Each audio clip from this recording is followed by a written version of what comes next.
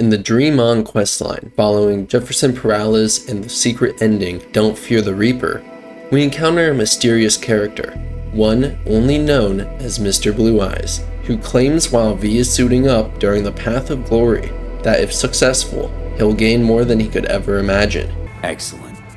But if this works, you'll gain more than you ever imagined. Times when I had something to gain are long gone. Now I got nothing to lose. That's kinda grim. Then again, who am I to judge? This quote has much more meaning behind it than one might originally expect. Unimaginable rewards beyond the scope of what V already has? What could there be to possibly gain than the Guinness World Record for stealing client data from the Crystal Palace? V has all the wealth a legend like him needs, so what is there? Well, I believe that the answer is survival, a shot at avoiding the dwindling lifespan evoked by the relic. After I transfer your construct into your body, you will die. It is inevitable. It is imminent. Fuck. You shall live for about 6 months, perhaps somewhat more. No. There's gotta be something we haven't thought of. To understand this though, we need to take a step back from the challenge of V's final heist and look into the conspiracies of Garry the Prophet, Mr. Blue Eyes, Jefferson Peralez, Night Corp, and more. So prepare to delve into the world of Cyberpunk and Night City as we figure out just exactly how V could defeat death, beyond what we may even expect. Remember to like, subscribe, and check out my other content if you enjoy cyberpunk icebergs, theories, lore, and more. Let's begin. To understand Blue Eyes, V's survival, and the massive conspiracy encompassing 2077, we must take a look at Night Corp. Night Corp is a very unique corporation as it puts its full attention on Night City and its affairs. The company is the largest contractor of public procurements within the boundaries of the city, building and renovating facilities such as roads, bridges, tunnels, metro lines, and more. Night Corp is also known for their charities, designed to aid the poor children of Night City, and scholarship programs to benefit gifted youth, including Jefferson Peralez. Take note of that. The reason Night Corp is so integral in Night City is due to the fact it's connected with the founder, Richard Knight. He founded Knight International, which was later restructured into Knight's Foundation in 1999 by Richard's wife after his death at the hands of Night City's mob bosses, and later restructured again into Knight Corporation. This corporation remained relatively under wraps and unassuming until 2077. We learn through a Night Corp employee and netrunner by the name Sandra Dorset they had conducted testing using an AI to condition its own employees. The AI was designed to control not just their workers, but other figures Night Corp deemed useful to them. Listen to this shard detailing the operation. The tests have come back successful. The artificial intelligence CN07 has proven itself capable of bypassing commercial, device-specific, and macro security systems accessible to Night Corp employees of the lowest ranks. None of the test subjects were aware that this experiment was being conducted on them. In compliance with the orders it was given, CN07 focused mostly on subject HK13, which at the time of the experiment's commencement was classified as calm and empathetic. After a period of subliminal conditioning, as we predicted, HK13 began to display acute psychopathic behavior.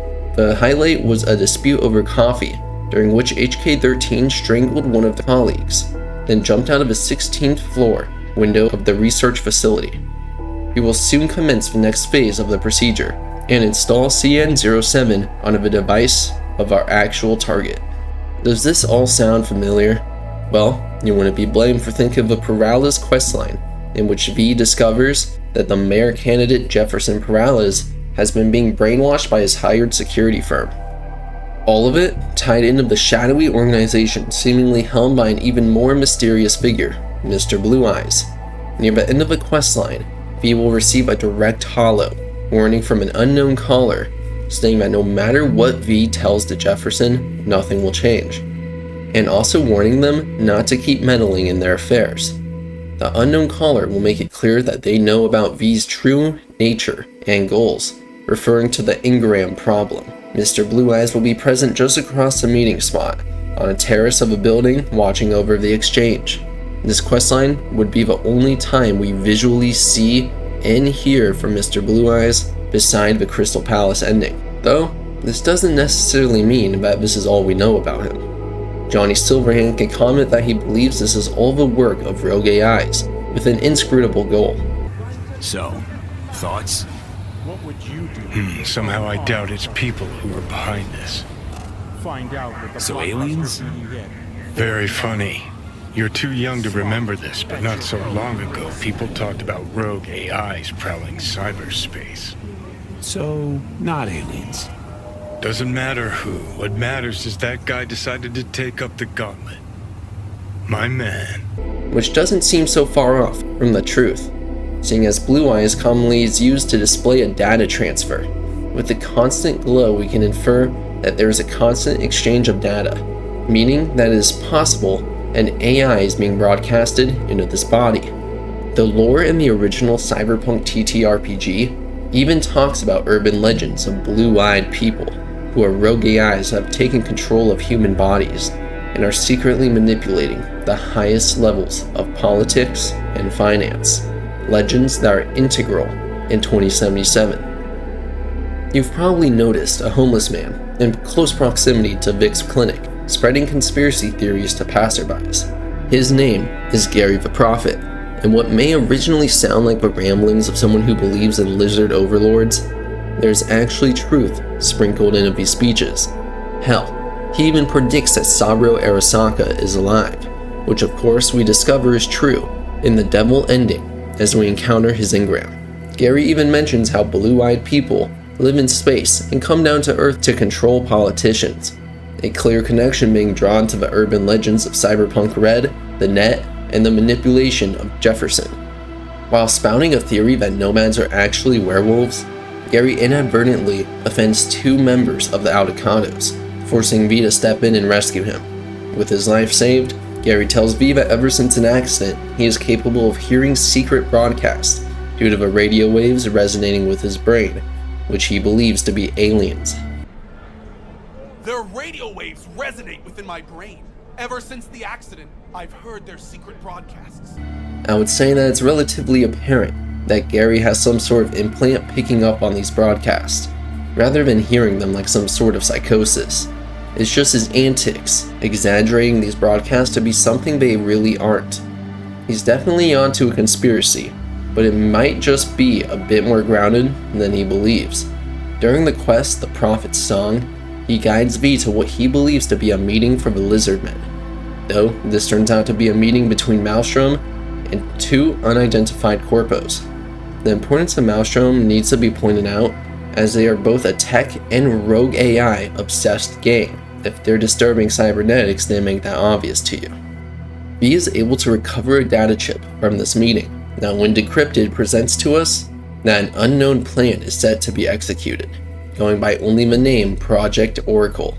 Further analysis into this name, though, an oracle by definition is a person through whom a god is believed to speak, furthering the idea that rogue AI are controlling humans and acting through them.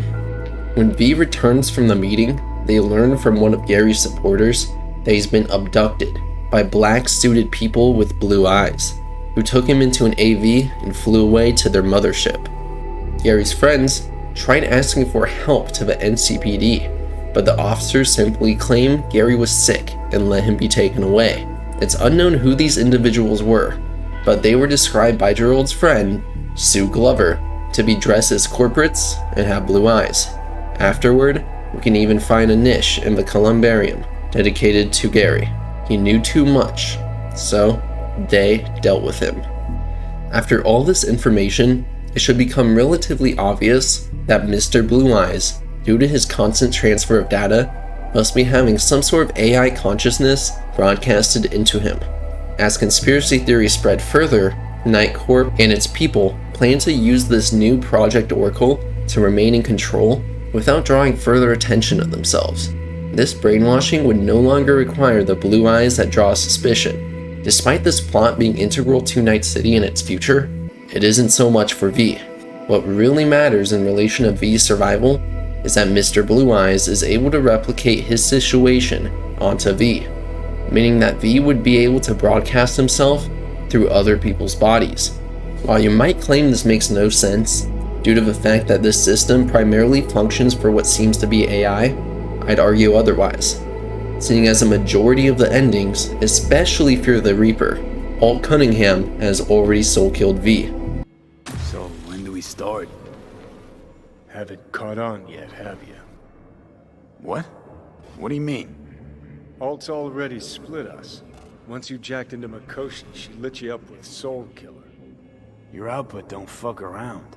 I am not his girlfriend. Meaning that they are already a soul-killed AI living through a body. The only thing left to do is to extract the soul-killed engram and broadcast it to a new body, using whatever technology Night Corp utilizes to do so, which is relatively morbid, seeing as you would be living your life through someone else's body, almost like a hostage situation. I believe this is likely what will happen for V.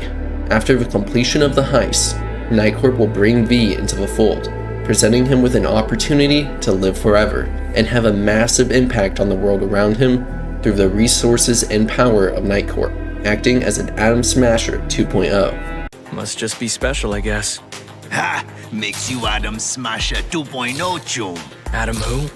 There's no real reason Night Corp wouldn't want such a powerful solo employed under them. It's the same as Militech contracting Blackhand or Arasaka contracting Smasher. It's of mutual benefit to both parties.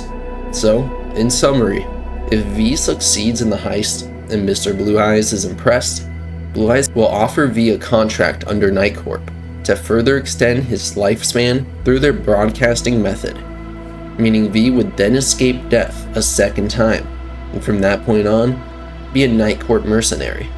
I want to hear what you all have to say though. Do you believe that V would survive under the employment of Night Corp, or do you even think that Night Corp will offer this to V with no contract, as a reward for completing the heist? That's doubtful for a dystopian corporation though. Thank you to all the members on screen as well. I appreciate all your support, and I'm glad I can produce content for the Cyberpunk community. I'll continue to improve with each and every video. I hope you all enjoyed, and I look forward to seeing what you have to say down below. Have a great week, chooms.